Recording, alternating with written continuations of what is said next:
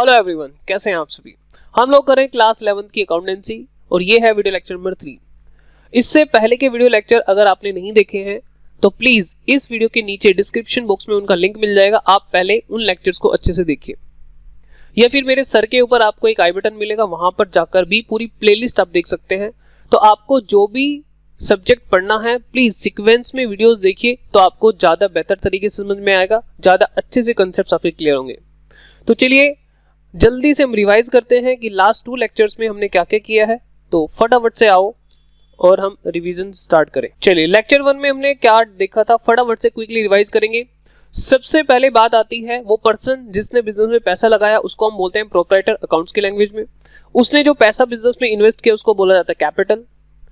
Capital से यहाँ पर यानी जो पैसा बिजनेस के पास आ चुका है उससे यहाँ पर बिजनेस ने बड़ी सारी चीजें खरीदी जो उसकी नीड है, उनको हम एसेट्स बोल देते हैं। ठीक है, बाद में क्लासिफिकेशन भी होगा, क्या हमारे करंट एसेट्स होते हैं, क्या हमारे फिक्स्ड एसेट होते हैं, इसका क्लासिफिकेशन हम बाद में करेंगे। अभी मोटे तौर पे हमें समझना है एसेट्स और लायबिलिटीज क्या हैं, उसके बाद हम डिटेल में आगे बात कर लेंगे। तो एसेट्स क्या है, अगर आपको बिजनेस में कोई चीज को देख के अच्छा लग रहा है तो वो आपके एसेट्स हैं। सबसे बड़ी पहचान, सर हमारे पास कैश है, एसेट है, बैंक का बैलेंस है, एसेट है, लैंड है, बिल्डिंग है, प्लांट मशीनरी, फर्नीचर, बड़ी सारी संपत्ति हमारे पास बिजनेस में है, वो सारी एसेट्स है। हमें किसी से पैसा लेना है, मतलब हमने किसी को उधार माल बेचा था और वो पैसा हमें मिलने वाला है, एसेट है, अच्छा लग रहा है, तो सबसे बड़ी पहचान है अच्छा लग रहा है तो एसेट।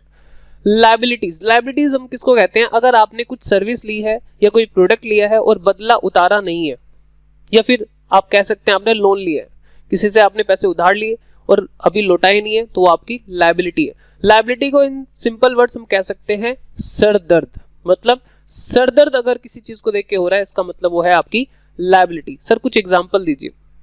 बिजनेस का सबसे बड़ा सर दर्द होता है जो पैसा बिजनेस ने अपने मालिक से लिया, उसको बोलते हैं हम कैपिटल, क्योंकि सबसे पहले हमने कॉन्सेप्ट पढ़ा था business entity concept. Business entity concept ने क्या बोला था कि बिजनेस को अलग मानो, बिजनेस के मालिक को अलग मानो, दोनों को मिक्स मत करो, सेपरेट पर्सन उनको मान के चलो आप। तो जैसे ही मालिक ने बिजनेस में पैसा इन्वेस्ट किया तो हमने ये माना कि बिजनेस ने अपने मालिक से पैसा उधार लिया है, तो वो बिजनेस के लिए एक लायबिलिटी हो गई टुवर्ड्स ओनर। तो कैपिटल क्या हुई, लायबिलिटी हुई। दूसरे एग्जांपल कैपिटल का, अगर बैंक से लोन लिया है तो वो भी एक लायबिलिटी है। अगर किसी से कुछ उधार सामान खरीदा है उसको हम गुड्स बोलेंगे। गुड्स भी मैं हालांकि समझा चुका हूं सेकंड लेक्चर में। तो अगर हमने गुड्स उधार खरीदा है तो उन लोगों को भी हमें पैसा देना है जिनको बोलते हैं क्रेडिटर्स। हम ये टर्म सीख चुके हैं ऑलरेडी, क्रेडिटर्स क्या होते हैं सेकंड लेक्चर में।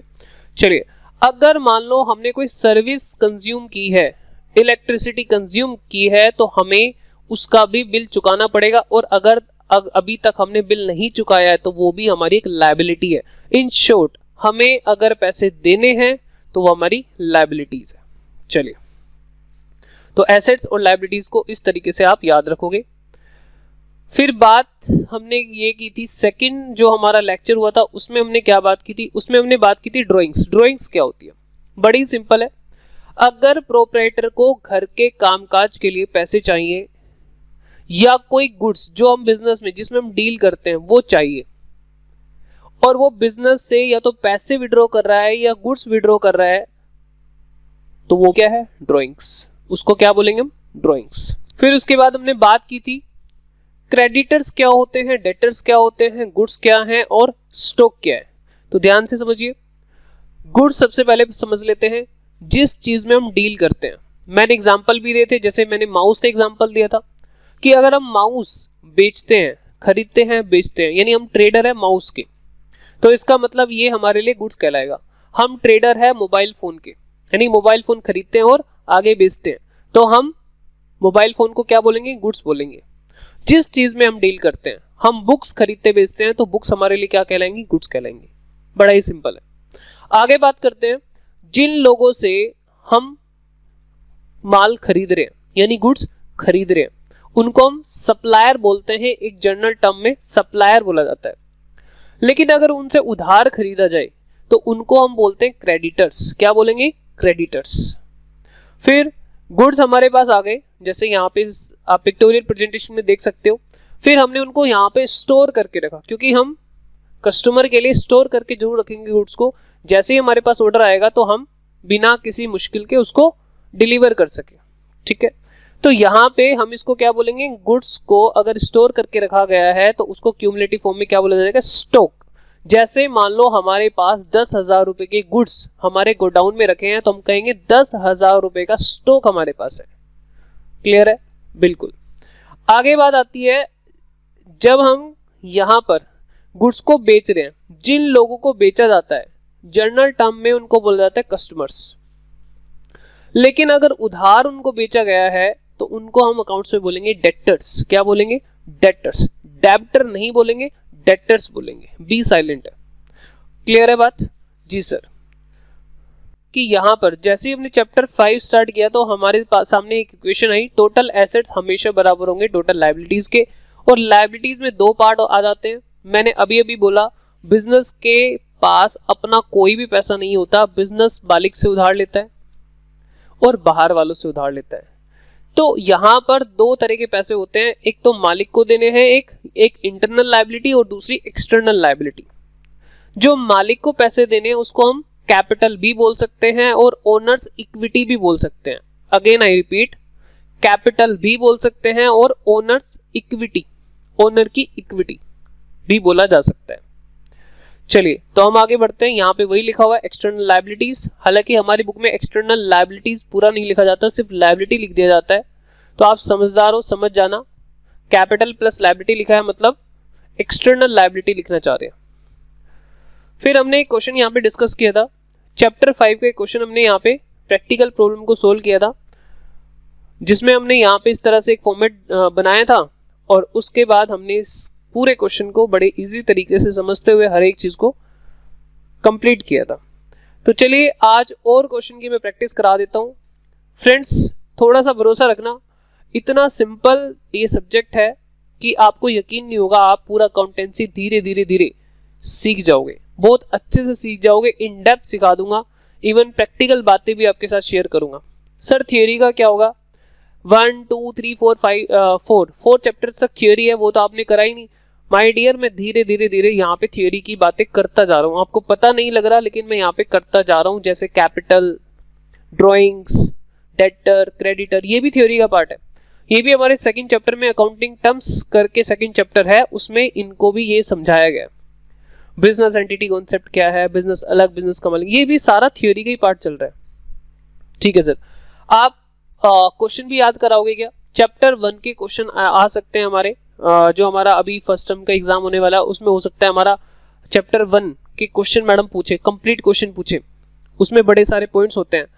उसके लिए थोड़ा सा टाइम मुझे दो, मैं आपको वो सारे के सारे क्वेश्चन अच्छे से आपके माइंड में सेट कर दूंगा, समझा भी दूंगा और याद भी करा दूंगा। एक भी क्वेश्चन आप भूलोगे नहीं, मैं इवन इतना याद करा दूंगा कि आप सीधा भी सुनाओगे और उल्टा भी सुनाओगे। मेमोरी टेक्निक यूज करके सीधा भी आप सुना सकते हो, उल्टा भी सुना सकते हो, ऐसा करूंगा। ठीक है, लेकिन आपको कमेंट्स और लाइक शेयर जरूर करना है।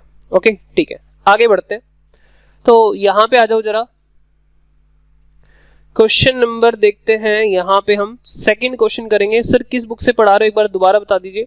मैं पढ़ा रहा हूँ टी एस ग्रेवाल 2021 एडिशन,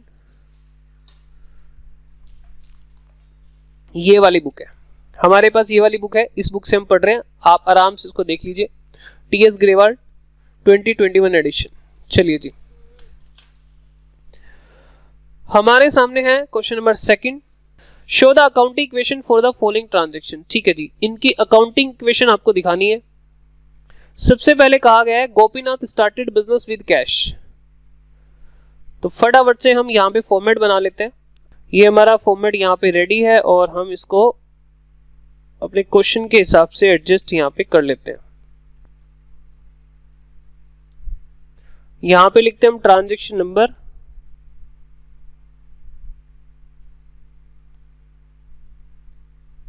मैंने आपको बताया था अगर आपके टीचर कहते हैं यहाँ पे कंप्लीट ट्रांजैक्शंस लिखना है तो वो आप लिख सकते हैं।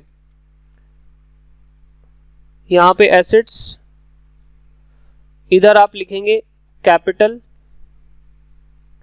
जो पैसा मालिक का लौटाना होता है बिजनेस को, प्लस लायबिलिटीज। लायबिलिटीज का मतलब है एक्सटर्नल लायबिलिटीज, ठीक है। और ये जो है ये पूरा, इसको हम बोलते हैं टोटल लायबिलिटी। ये हमारा क्या है, टोटल लायबिलिटी। इसको एग्जाम में नहीं लिखना, समझाने के लिए बता रहा हूँ। कई बच्चे कंफ्यूज हो जाते हैं कि लायबिलिटीज तो यहाँ पे लिखा हुआ है, तो कैपिटल क्या है? कैपिटल भी लायबिलिटी है। अब यहाँ पे समझेंगे बात को जरा ध्यान से। Gopinath started business with cash. Gopinath ने बिजनेस स्टार्ट किया कैश के साथ। 25,000 रुपीज बिजनेस में इन्वेस्ट किए। तो बताओ जी, बिजनेस के पास क्या आया? आप अकाउंटेंट किसके हैं? हम अकाउंटेंट है बिजनेस के। तो बिजनेस के यहाँ पे रिकॉर्ड कर रहे हैं ट्रांजेक्शन्स को। चलिए, तो बिजनेस के पास आया है कैश 25,000 रुपीज। और बिजनेस क्या कह रहा है? मेरे पास कैश तो आ गया, लेकिन मेरी तरफ से क्या एक्शन हुआ? अभी भाई मेरे पास कैश आ गया, अब मेरी बारी है ना कुछ एक्शन करने की। तो बिजनेस ने क्या पैसा कुछ दिया उसको, लौटाया कुछ बदले में? नहीं लौटाया। बिजनेस कह रहा है बाद में लौटाऊंगा, अभी कमा तो लूं, बाद में लौटाऊंगा आपको। तो बाद में लौटाऊंगा मतलब लायबिलिटी टुवर्ड्स ओनर। अगर ओनर के प्रति कोई लायबिलिटी अराइज होती है तो उसको कैपिटल बोला जाता है। चलिए सर, ठीक है। Transaction number 2। ट्रांजैक्शन नंबर 2 में क्या कह रहा है? Purchased goods from Shyam. Purchase goods from Shyam. हम जिस चीज का काम कर रहे हैं हमने वो गुड्स खरीदे, ठीक है, श्याम से खरीदे। सर यहां पे तो इन्होंने ये बताया ही नहीं कि उधार है या कैश है। मैंने आपको लास्ट क्लास में बोला था, अगर पार्टी का नाम गिवन है तो आप अज्यूम करेंगे कि वो क्रेडिट ट्रांजैक्शन है। और अगर पार्टी का नाम नहीं दिया हुआ, सिर्फ ये लिखा होता परचेज गुड्स फॉर ₹10,000, तो ये होता कैश ट्रांजैक्शन। सर क्या प्रैक्टिकल लाइफ में भी इशू अराइज होता है? नहीं। प्रैक्टिकल लाइफ में तो आप परचेज डिपार्टमेंट से जाके पूछ सकते हो, बताओ जी ये आपने कैश में खरीदा कि उधार खरीदा। ये हमारी एकेडमिक प्रॉब्लम है, तो आपको एक अजम्पशन बेस्ड काम करना होता है। सर जो आप अजम्पशन लेके चल रहे हो वही क्या हमारा सीबीएसई भी लेता है? यानी हमारे जो पूरी बुक के अंदर हमें वही अजम्पशन लेनी है? बिल्कुल वही अजम्पशन हमें पूरी बुक के अंदर लेनी है। ठीक है सर, तो आओ जरा यहाँ पे। तो हमने यहाँ पे क्या करा? गुड्स परचेज की। गुड्स जब परचेज करोगे तो क्या होगा? बिजनेस में स्टॉक बढ़ जाएगा, यानी गुड्स आने से बिजनेस का स्टॉक बढ़ेगा। तो जब स्टॉक बढ़ेगा तो आप यहाँ पे रिकॉर्ड कर लीजिए, स्टॉक हमारे लिए एसेट है। प्लस आपके पास गुड्स तो आ गई, अब आपकी तरफ से क्या एक्शन लिया गया? क्या आपने उन गुड्स का बदला उतारा? सर अभी नहीं उतारा, हमने उनको उधार खरीदा है। जब आपने उधार खरीदा है तो इस बात को रिकॉर्ड करो कि हमें बाद में देना है, यानी आपकी टेंशन बढ़ गई। तो चलिए हम कहां पे रिकॉर्ड करेंगे? कैपिटल में ऐड करूं या फिर लायबिलिटीज में ऐड करूं? सर लायबिलिटी में ऐड करो, क्योंकि ये पैसा मालिक को नहीं लौटाना है, ये लौटाना है बाहर वाले को, यानी आउटसाइडर श्याम को लौटाना है। श्याम कौन है फिर? सर क्रेडिटर्स है श्याम। क्या है? क्रेडिटर्स। तो हमारे क्रेडिटर्स बढ़ गए 10,000 से। जैसे ही सबसे पहले दो इक्वेशन यहां पे आप कंप्लीट कर लो, आप एक न्यू इक्वेशन बनाएंगे। आपके पास कैश कितना है? 25,000। आपके पास गुड्स का स्टॉक कितना है? 10,000। आपने लौटाना किस किस का है? यानी लायबिलिटी टुवर्ड्स कैपिटल, यानी क्या है ये? लायबिलिटी टुवर्ड्स ओनर 25,000 की है, और लायबिलिटी टुवर्ड्स आउटसाइडर 10,000 की है। डन? हाँ जी सर, आगे बढ़ते हैं। Transaction number 3।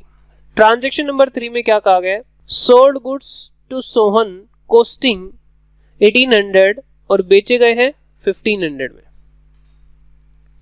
सोहन को 1800 की कॉस्ट के गुड्स 1500 में सेल किए। सर यहां पे तो कॉस्टिंग से भी कम में सेल कर रहे हैं। हाँ कभी कभी ऐसा पॉसिबल है, लेकिन हर बार पॉसिबल नहीं होता, लेकिन कभी कभी हो सकता है। जैसे मान लो आपके गुड्स की जो क्वालिटी है वो वैसी नहीं रही जैसी वो पहले थी, यानी गुड्स की जो क्वालिटी है वो खराब है, खराब हो चुकी है। इस वजह से आपने क्या करा? मजबूरी में उनको सस्ते दामों पर बेच दिया। ऐसा कभी कभी हो सकता है।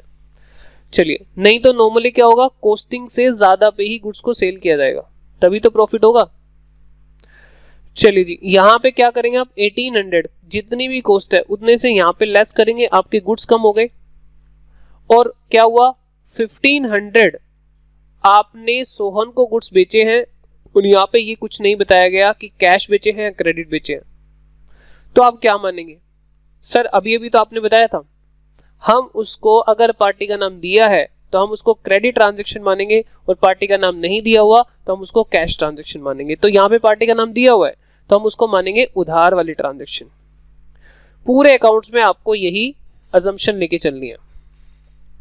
तो हमने सोहन को उधार बेचा, और जिन लोगों को हम उधार बेचते हैं उनको हम बोलते हैं डेटर्स।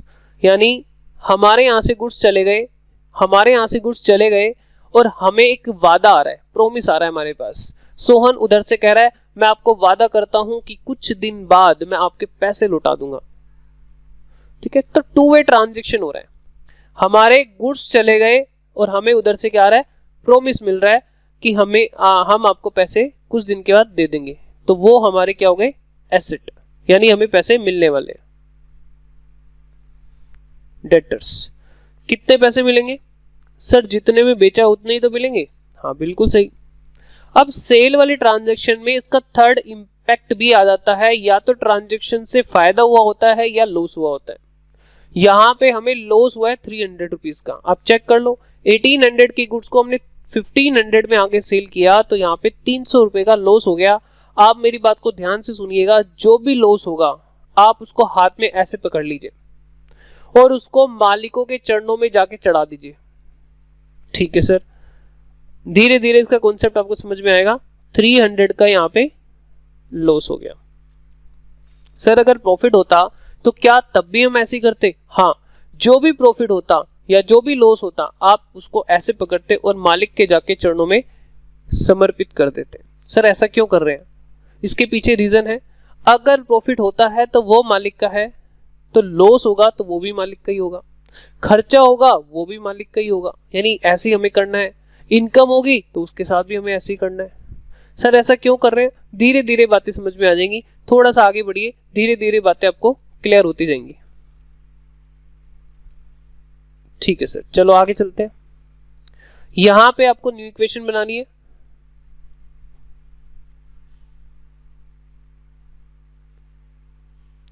आपके पास कैश 25,000 का ही है, स्टॉक आपके पास है 10,000 में से यहाँ पे 1800 लेस हो चुका है, 1800 के गुड्स आपके जा चुके हैं, बिक चुके हैं, तो यहाँ पे 8,200 का स्टॉक आपके पास बचा हुआ है। आपके कुछ डेटर्स हैं, यानी कुछ ऐसे लोग हैं जिनसे अभी भी आपको पैसा लेना है, तो वो आपके एसेट है।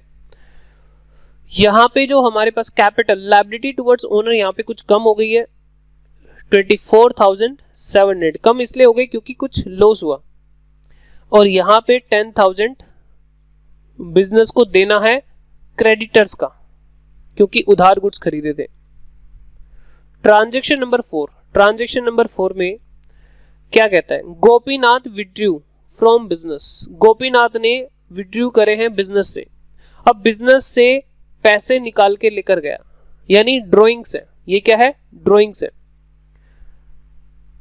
जब ड्रॉइंग्स होगी तो क्या होगा, सुनो, बिजनेस से पैसे विड्रॉ होंगे तो यहां से कैश कम हो जाएगा। 5,000 का अमाउंट यहां से विड्रॉ हुआ है, तो बिजनेस में जो कैश रखा हुआ है वो कम हो जाएगा। साथ ही साथ मालिक के प्रति जो लायबिलिटी थी वो भी कम हो जाएगी, क्योंकि वो बिजनेस से पैसे निकाल के लेकर चला गया।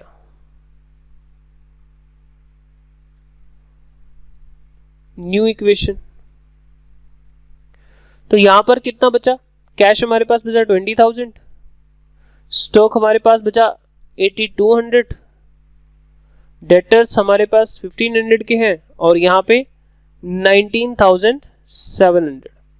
अभी लायबिलिटी कम क्यों हो रही है? लायबिलिटी इसलिए कम हो रही है क्योंकि मालिक ने अपने पर्सनल यूज के लिए पैसे विड्रॉ कर लिए, तो अब बिजनेस कह रहा है हम आपको 5,000 रुपए कम लौटाएंगे, तो इसलिए लायबिलिटी टुवर्ड्स ओनर कम हो गई, और यहाँ पे 10,000 है। आप दोनों साइड का अगर टोटल करेंगे तो सेम आना चाहिए। यहाँ पे 29,700 आ रहा है, और इस तरफ का भी यही आ रहा है। ठीक है, तो ये आपका क्वेश्चन नंबर 2 कंप्लीट हो गया है। अब मैं आपको थोड़ा से एक स्टेप आगे और समझा देता हूँ। यहाँ पर कभी कभी बैलेंस शीट भी आपसे मांगी जाती है कि बैलेंस शीट आप बना के दिखाओ। तो उस केस में आपको करना क्या है, बड़ा ही सिंपल सा काम है, सुन लो ध्यान से। हाँ जी, सबसे पहले एसेट पर जितने भी यहाँ पे नाम मेंशन है, आप यहाँ पे फटाफट से इन सभी नाम को यहाँ पे कॉपी कर लीजिए। कैश, स्टॉक, डेटर, 3 एसेट है यहाँ पर, कैश, स्टॉक, डेटर, और यहाँ पे तीनों का फाइनल अमाउंट। यहाँ पे 3 एसेट थे तो तीनों का यहाँ पे जो फाइनल अमाउंट आ रहा है वो यहाँ पे आपको लिखना है 20,000। तो ये जो टोटल इसका आएगा इस तरफ का वो आ जाएगा 29,700। इसी तरीके से आपको लायबिलिटी साइड पर यहां पे ऊपर देखिए क्या क्या लायबिलिटीज है, कैपिटल और क्रेडिटर्स। कैपिटल और क्रेडिटर्स। कैपिटल का फाइनल बैलेंस 19,700 और क्रेडिटर का 10,000। 19,700 और 10,000, तो यहां पे टोटल कितना हो गया 29,700। ठीक है, तो ये बैलेंस शीट में दोनों साइड लायबिलिटी और एसेट हमेशा बराबर होंगी, क्योंकि अभी अभी हमने बताया भी था कि ये बताती है आपकी किस किस को पैसा देना है, यानी पैसा कहां कहां से आपने लिया था उनको लौटाना भी है, और ये बताती है ये पैसा कहां पे लगा हुआ है। कुछ कैश में रखा हुआ है, कुछ हमारे पास गुड्स में लगा हुआ है, और कुछ हमारे पास डेटर में, यानी उन लोगों को हमने उधार बेचा उनसे पैसा हमें लेना है। तो ये हमेशा ही बराबर होंगी। अभी हम इसको बोल सकते हैं ये हम बना रहे हैं सेवा भाव से, यानी अभी क्वेश्चन में ये मांगा नहीं गया है। जिस क्वेश्चन में मांगा जाएगा तो वहां पे आपको ये बैलेंस शीट भी बनानी है। ओके, तो इस तरीके से आपको ये पूरा क्वेश्चन कंप्लीट करना है। चलिए फ्रेंड्स, नेक्स्ट क्वेश्चन की तरफ मूव करते हैं। अब हम करने वाले हैं क्वेश्चन नंबर 6। अच्छा क्वेश्चन है, यहाँ पर आपको कुछ नया सीखने को मिलेगा। तो सबसे पहले यहाँ पर मैं आपको सिखाऊंगा फिक्स्ड एसेट क्या होते हैं, और दूसरी जो टर्म है वो है डेप्रिसिएशन क्या होता है। तो दोनों बातों को यहाँ पर हम समझने वाले हैं। ध्यान से बातों को सुनिएगा, बड़े ही इंपॉर्टेंट है। देखिए, एक ऑर्गेनाइजेशन यहाँ पर अपनी जरूरत के हिसाब से कुछ एसेट्स परचेज कर रही है। आप देख सकते हैं यहाँ पे फर्नीचर खरीदा गया है, यहाँ पर मोटर व्हीकल है, और एक यहाँ पे जेसीबी मशीन परचेज की गई है। अब ये मैं मान के चलता हूँ ये जो ऑर्गेनाइजेशन है इसका कंस्ट्रक्शन का काम है, यानी बिल्डिंगें ये बनाती है। तो कंस्ट्रक्शन में जेसीबी मशीन की जरूरत होगी, ट्रक की जरूरत होती होगी। ठीक है, तो हम यहाँ पे ये मान के चल रहे हैं कि इनका कंस्ट्रक्शन का काम है और इनको इनकी जरूरत है बिजनेस को चलाने के लिए। तो ये हमारे कहलाते हैं फिक्स्ड एसेट्स। इवन यहाँ पर ये बिल्डिंगें भी हैं, मान लो ये इन्होंने खरीदी हुई हैं अपने कामकाज को चलाने के लिए, तो ये हमारे क्या हैं, फिक्स्ड एसेट्स। एसेट्स तो है ही हैं, उसमें एक और कैटेगरी बन गई फिक्स्ड एसेट्स, मतलब जो हमारे बिजनेस को चलाने के लिए हमें चाहिए वो हमारे फिक्स्ड एसेट्स कहलाते हैं, जो हमारी अर्निंग कैपेसिटी को बढ़ाते हैं, इंक्रीज करते हैं। तो ये हमारे क्या है, फिक्स्ड एसेट्स।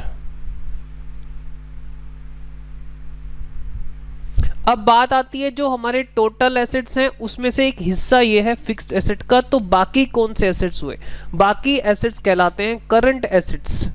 मतलब जो इजीली कैश में कन्वर्ट हो सकते हैं आने वाले 1 साल के अंदर, वो कहलाते हैं करंट एसेट्स। जैसे हमने गुड्स परचेज किया वो भी हमारा एसेट है, बट वो फिक्स्ड एसेट नहीं है, क्योंकि हमें उसको रीसेल करना है, रीसेल करके कैश में कन्वर्ट करना है, तो इसलिए हम कह सकते हैं वो हमारा करंट एसेट्स है। ठीक है, और भी एग्जांपल लूंगा मैं करंट एसेट्स के, लेकिन अभी जो हमारा फोकस है वो हमारा फिक्स्ड एसेट के ऊपर फोकस है। सेकंड टर्म जो आपको सीखनी है वो है डेप्रीशिएशन। तो डेप्रीशिएशन को मैं यहां पर इस तरीके से सिखाऊंगा। हम एक यहां पर पीरियड लेते हैं, 1 साल का पीरियड हम यहां पे ले रहे हैं। कहां से शुरू हुआ साल, 1/4/2020 से स्टार्ट हुआ और 31 मार्च 2021 को एंड हुआ। बिजनेस में अगर आप देखोगे तो यही वाला अकाउंटिंग ईयर लिया जाता है अप्रैल टू मार्च। जहां पर भी अगर मान लो किसी बिजनेसमैन से आप बात करोगे तो वो इसी तरह से बात करेगा, अप्रैल टू मार्च। ठीक है, हाँ थियोरेटिकली हमें ये भी बुक्स में देखने को मिलता है कैलेंडर ईयर जैन टू दिसंबर, लेकिन अगर प्रैक्टिकली आप बिजनेसेस में देखेंगे तो आपको दिखेगा अप्रैल टू मार्च। चलिए, तो मैंने भी वही ईयर ले लिया यहाँ पे 2021, तो 2021 ईयर यहाँ पे हमने लिया है।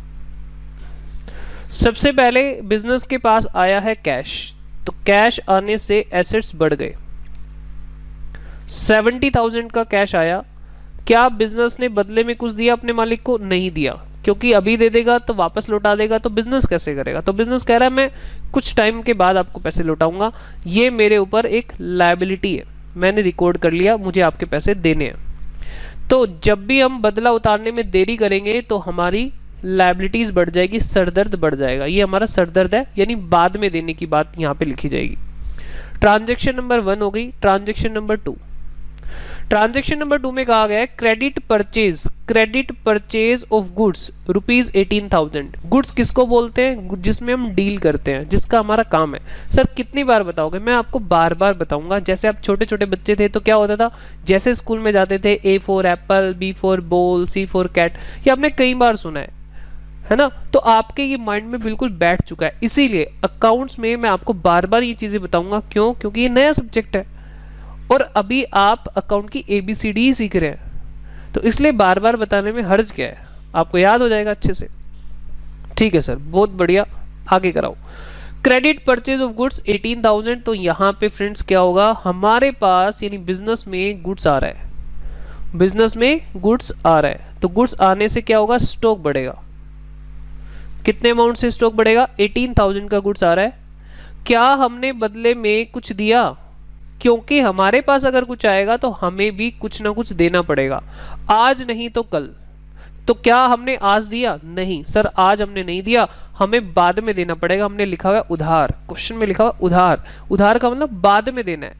अब बाद में देना है तो आप इधर आ जाइए, बदला उतारने में देरी करोगे तो यहां पे लिखना है। किसको देना है? मालिक को देना है पैसा या मालिक के अलावा किसी और को देना है? सर बाहर वालों को देना है, एक्सटर्नल लायबिलिटीज। ठीक है, तो यहां पे आप लिखोगे वो एक्सटर्नल लायबिलिटी कौन सी है, क्रेडिटर्स को पैसा देना है, ताकि आपको पता रहे पैसा देना किसको है। 18,000।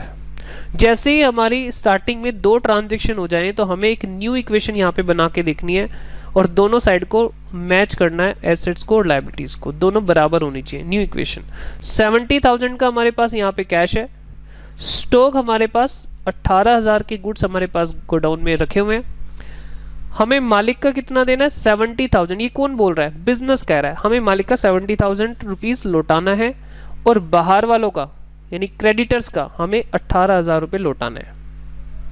अगर दोनों साइड का टोटल देखेंगे तो बिल्कुल ठीक है, इसका मतलब हमने सब कुछ ठीक किया है अभी तक। ट्रांजेक्शन नंबर 3, ट्रांजेक्शन नंबर 3 में कहता है payment made to creditors in full settlement 17,500। Full settlement का मतलब ये है कि अब पैसे हम नहीं देंगे, यानी जितने भी उनको पैसे देने थे क्रेडिटर्स को हमने 17,500 में फुल एंड फाइनल हिसाब कर दिया है। इसके बाद हम कोई भी पैसा नहीं देंगे। और सामने वाला पर्सन जिसको हमसे पैसा लेना था वो भी कह रहा है कि हाँ ठीक है, आपका हिसाब किताब खत्म हो चुका है, मैं अब आपसे फ्यूचर में कोई पैसे नहीं मांगूंगा। तभी ये वर्ड लिखा जाता है फुल सेटलमेंट। मतलब दोनों पार्टी ने एग्री कर लिया, देने वाले ने कहा मैं 17,500 दूंगा, लेने वाले ने कहा ठीक है 18 देना था, हमने 17,500 दे दिया, इट्स ओके। तो तब आता है फुल सेटलमेंट। चलिए सर कैसे करेंगे देखते हैं। हमने पेमेंट की है, हमने किसी की पेमेंट की है। पेमेंट जब आप करोगे तो बताओ क्या होगा? सर हमारा कैश कम हो जाएगा, 17,500 से हमारा कैश डिक्रीज हो जाएगा। ठीक बात है। आगे और क्या होगा? सर इससे कुछ आ तो रहा ही नहीं है, इससे टेंशन कम हो रही है। आपने जो पहले उधार किया था ना, पहले आपके ऊपर एक एहसान किया होता किसी ने, आपने उसका एहसान उस टाइम नहीं उतारा था, अब आप उस एहसान को उतार रहे हो, मतलब पहले का बदला अब उतार रहे हो। ठीक है सर, तो यहाँ पे सर कंफ्यूजन हमें हो रही है कि हम 17,500 लिखें या 18,000 यहाँ से हटाएं। सर एक काम करते हैं 17,500 लिख देते हैं, अभी तो हमारा माइंड यही कह रहा है। मैंने कहा जो दिल में है वो लिख दो, अभी हम देख लेते हैं कि ये सही है गलत है, चेक करो। 18,000 की लायबिलिटी थी हमारी टूवर्ड्स क्रेडिटर्स, हमने 17,500 दिए, तो यहाँ पे 500 रुपए की लायबिलिटी अभी भी बची रहेगी। क्या ये ठीक लग रहा है? वहां पे तो लिखा गया था फुल सेटलमेंट, मतलब हम आपको नहीं देंगे, और सामने वाला भी कह रहा है हम आपसे नहीं लेंगे, तो आपकी किताबें तो कह रही हैं आपको 500 रुपये और देने, तो कहीं ना कहीं ये कुछ गड़बड़ है। तो सर फिर क्या लिखें हम? आपको लिखना पड़ेगा 18,000। ओके 18,000 मतलब पूरी लायबिलिटी को खत्म करना पड़ेगा अपनी बुक से। तो सर यहाँ पे तो मैच ही नहीं हो पाएगा, इधर 17,500 से कम हो गया और इधर 18,000 से कम हो गया। तो यहाँ पे क्या करना है, मेरी बात सुनो, यहाँ पे हमें फायदा हुआ है 500 रुपये का। 500 रुपये हमें कम देने पड़े, 500 रुपीज़ कम देने पड़े, प्रॉफिट हो गया। आप इस प्रॉफिट को पकड़ो, जो भी इनकम है, प्रॉफिट है, गेन है, आप उनको पकड़ो और सीधे मालिक के जाके चरणों में समर्पित कर दो। आओ जरा। तो यहाँ पे गेन हुआ तो 500 रुपये हम यहाँ पे ऐड कर लेंगे। सर यहाँ पे प्रॉफिट वगैरह को, इनकम वगैरह को ऐड करते हैं, खर्चों को, लॉसेस को माइनस करते हैं, लेकिन करते क्यों हैं इसका भी रीज़न मैं आपको बताऊंगा। एक्चुअल में बिजनेस जो भी प्रॉफिट होता है, जो भी उसको गेन होता है, वो सारा का सारा मालिक को दे देता है। इसी तरह जो भी कभी उसे लॉस होता है या एक्सपेंस होता है तो वो मालिक से उतने पैसे मालिक की कैपिटल से कट कर लेता है। ठीक है, ये धीरे धीरे आपको और बातें डिटेल में समझ में आएंगी, थोड़ा सा आगे बढ़ो। ठीक है सर, आप लेकिन बता जरूर देना। हाँ बिल्कुल, मैं बता जरूर दूंगा, मैं आपसे कुछ भी छिपाऊंगा नहीं, आप इस बात का भरोसा रखिए। 70,000 में से कितना कैश चला गया, 17,500। तो हमारे पास कैश कितना बचा, 52,500 का कैश हमारे पास अभी भी है। गुड्स हमारे पास कितने, 18,000 के हैं। और मालिक का कितना लौटाना है, सर मालिक का तो अब ज़्यादा लौटाना है, 70,500, यानी 500 रुपये और उसको लौटाने हैं। और हमें बाहर वालों को कुछ भी नहीं लौटाना है। एक्सटर्नल लायबिलिटी जीरो हो चुकी है क्योंकि हमने पेमेंट कर दी है। ट्रांजेक्शन नंबर 4, ट्रांजेक्शन नंबर 4 में कहा गया है purchase of machinery for cash 20,000। Business के पास मशीन आ रही है, एक फिक्स्ड एसेट आ रहा है जिसको उसको यूज करना है, और बदले में उसने पैसा दे भी दिया, यानी बदला साथ के साथ उतार दिया। मतलब अब लायबिलिटी नहीं आएगी क्योंकि बदला साथ में उतार दिया। चलो, तो यहां पे मशीन आ रही है, मतलब हम यहां पे लिखेंगे मशीन बिजनेस में आ रही है, जो कि एक एसेट है बिजनेस का, 20,000, और यहां से कैश कम हो रहा है 20,000। लायबिलिटीज पर इसका कोई भी इफेक्ट नहीं आएगा क्योंकि यहां पर बदला साथ के साथ उतारा गया है। ना लायबिलिटी बढ़ेंगी ना लायबिलिटी कम होंगी। फिर से हम यहां पे न्यू इक्वेशन बनाएंगे और आपको इस बात का ध्यान रखना है, न्यू इक्वेशन जब भी बनाओगे एसेट साइड और लायबिलिटी साइड को देख लेना दोनों मैच कर रही हैं क्या। 32,500 का कैश हमारे पास बचा। हमारे पास गुड्स 18,000 के हैं अभी भी, मशीन हमारे पास 20,000 की है, और कैपिटल यानी लौटाना है अभी भी सेम 70,500 रुपये, और एक्सटर्नल लायबिलिटी हमारी जीरो हो चुकी है। चलिए हम लास्ट ट्रांजेक्शन कर रहे हैं।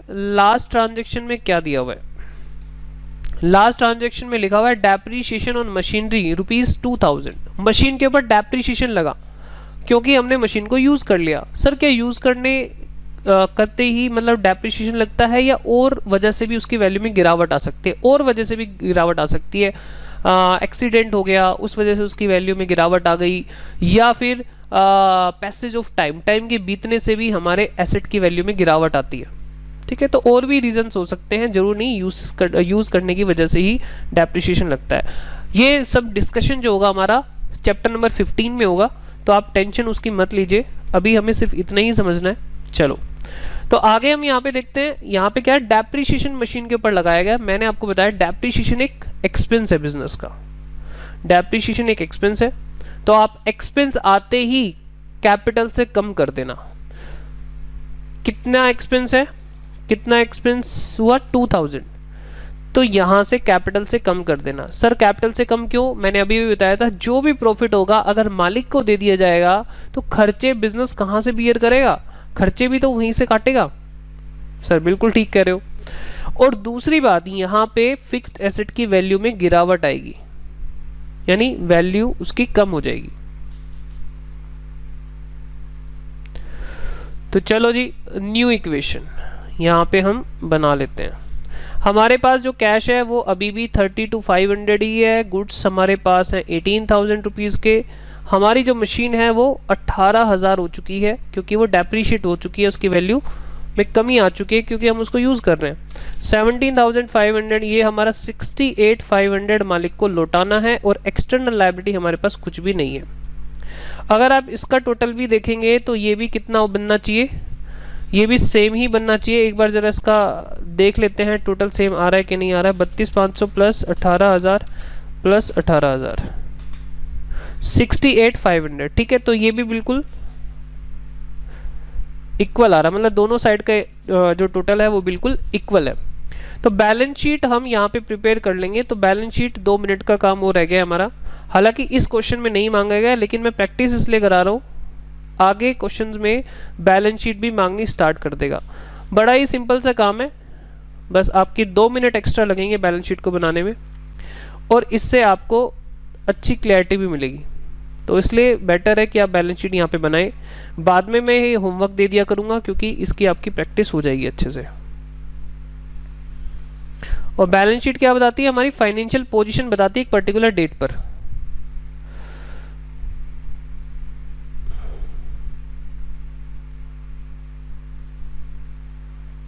कैसे बनती है बैलेंस शीट, बड़ा इजी है।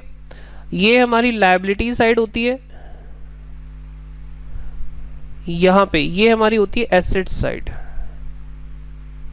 सबसे पहले सभी एसेट्स के नाम लिख लो और फिर अमाउंट लिख दीजिए। जैसे सबसे पहले यहाँ पे एसेट हैं कैश, स्टॉक, मशीन। 3 एसेट्स हमारे पास है, तो हमने यहाँ पे लिख दिया कैश, स्टॉक एंड मशीन। और फाइनल बैलेंस आपको लेना है, आपको फाइनल बैलेंस लेना है, मतलब सबसे लास्ट वाला ये वाले बैलेंसेस आपको यहाँ पे रखने हैं। तो यहाँ पे कैश का बैलेंस है 32,500, स्टॉक का बैलेंस है 18,000 के गुड्स हमारे पास बचे हुए हैं, और मशीन हमारे पास है 18,000 की। इसी तरह लायबिलिटी साइड पर आप यहाँ पे लायबिलिटीज लिख लीजिए। यहाँ पे देखो कैपिटल का ही हमारे पास लास्ट बैलेंस है, तो हम सिर्फ कैपिटल ही लिख लेते हैं, क्रेडिटर को हम छोड़ देते हैं क्योंकि लास्ट में उसका बैलेंस 0 हो चुका है। आप लिखना चाहें तो लिख भी सकते हैं, क्रेडिटर के सामने फिर आपको 0 लिखना पड़ेगा। कैपिटल कितनी है 68,500। तो अगर आप यहाँ पे देखोगे तो ये जो टोटल आएगा 68,500, ये हमेशा ही बराबर आना चाहिए। यानी एसेट्स जो हमारे टोटल लायबिलिटीज हैं वो टोटल एसेट्स के हमेशा ही बराबर आनी चाहिए, और यहाँ पे इक्वल है। क्यों नहीं बराबर आएंगी, क्योंकि यही तो डिटेल यहाँ पर है। हमने पैसा कहाँ से लिया था, मालिक से लिया था, और वो पैसा कहाँ पे रखा हुआ है, कुछ कैश में रखा हुआ है, कुछ गुड्स में रखा हुआ है, और कुछ मशीन में लगा हुआ है। तो इसी का तो हिसाब इधर है, तो इसलिए क्या है, ये हमेशा बराबर होती हैं। चलिए फ्रेंड्स, ये क्वेश्चन हमारा कंप्लीट हो चुका है। अब हम मिलेंगे नेक्स्ट क्लास में। आप इस वीडियो के नीचे कमेंट बॉक्स में कमेंट करना मत भूलिए, इससे मुझे बड़ी मोटिवेशन मिलती है, मुझे और मन करता है आपके लिए और अच्छा वीडियो कंटेंट लेकर आऊँ। तो प्लीज़ इस वीडियो के ज़्यादा से ज़्यादा अपने फ्रेंड्स के साथ शेयर करिए, लाइक करिए, और कमेंट तो ज़रूर कर ही दीजिए। चलिए फ्रेंड्स, मिलते हैं नेक्स्ट वीडियो में। Till then take care, bye bye.